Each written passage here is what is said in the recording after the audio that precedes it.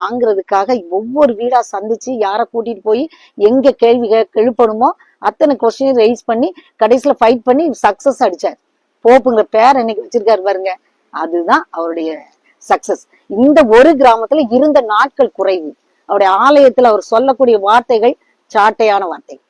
ஒவ்வொருத்தரையும் அது இண்டிகேட். நிறைய பேர் சொல்லுவாங்க அது அப்படி புரியல இப்படி. எப்பயுமே நம்ம அப்டேட்டடா இருக்கும் பொழுது அது புரியுறவங்களுக்கு புரியும்.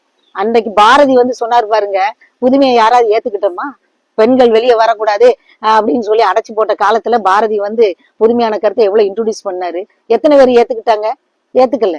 ஆனா இன்னைக்கு அதே போல புதுமையான கருத்துகளையும் முன்னோக்கு பார்வையும் எதிர்காலத்துல சார்பத்துறை வளர்ச்சியில அவருடைய பங்கு இன்னைக்கு ஊனப்பட்டு இருக்கிறது. நிச்சயமாக அவரு சாயர் என்ன முன்னெடுப்புக்காக இந்த இடத்த ஏற்படுத்தினாரோ அதே ஏற்பாடை இன்னைக்கு மனோகர் ஐயா அதை எழுப்பி விட்டுட்டு போயிருக்கிறாங்க. இன்னும் கூட எனக்கு அவரு பின்னாலதான் கேள்விப்பட்டேன், அவருக்கு ஒரே சன்னு. அவரை கூட அந்த ஊழியத்துக்கு தான் அவர் பயன்படுத்துறாரு. நல்ல இடத்துல கொண்டு ஒரு பெரிய அரசு வேலையிலயோ ஒரு அதிகாரியாவோ நிறுத்தி இருக்கலாம். அவருடைய சன்னுக்கு கூட ஊழிய பாதையை தேர்ந்தெடுத்து கொடுத்திருக்காரு பாருங்க. இது ஒரு டெடிகேட்டட் பர்சன். அவரு தன்னுடைய இறைவனுக்காக தன்னுடைய வாழ்நாளை அர்ப்பணித்தவர். அதுங்கிறத நான் இந்த இடத்துல ஸ்ட்ராங்கா பதிவு பண்ணிக்கிறேன். நேர்மையானவர்களுடைய வழியை கர்த்தர் அறிவார். நேர்மைக்கு கிடைக்கும் வெகுமதியானதோ நிலையானது. அதாவது நேர்மையெல்லாம் நிரூபிப்பதற்காக மட்டுமே இல்லை, நாம் வாழ்வதற்கு, எப்படிப்பட்ட வாழ்வை வாழ்வதற்கு, பயனுள்ளதாகவும் நலமாகவும் வாழ்வதற்கு ஜெயமோகன் ரைட்டர் எழுதியிருப்பார் பாருங்க. அந்த வாழ்க்கையை நமக்கு தர்றதுக்கு தான் அவர் ஸ்ட்ரகிள் பண்ணாரு. அந்த பழிவாங்கு நடவடிக்கை எனக்கு ரொம்ப வருத்தத்துக்குரியது. நம்ம டைரக்ஷன்ல இருக்கக்கூடிய மெயின் பாயிண்ட் அதுதான்.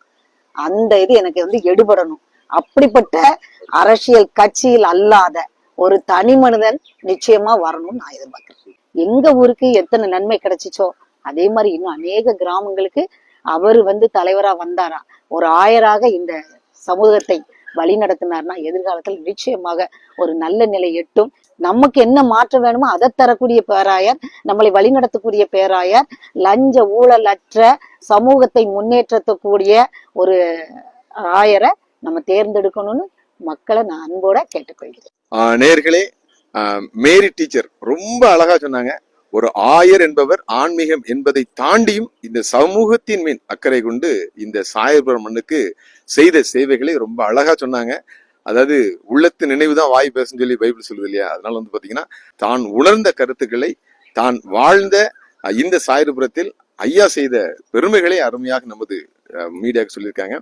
இப்படிப்பட்ட ஒரு ஆயர் பேராயராக மாறினால் நிச்சயமாக தூத்துக்குடி ஆசிரியர் திருமண்டலம் இருக்கின்ற அனைத்து திருமண்டலங்களுக்கும் எடுத்துக்காட்டு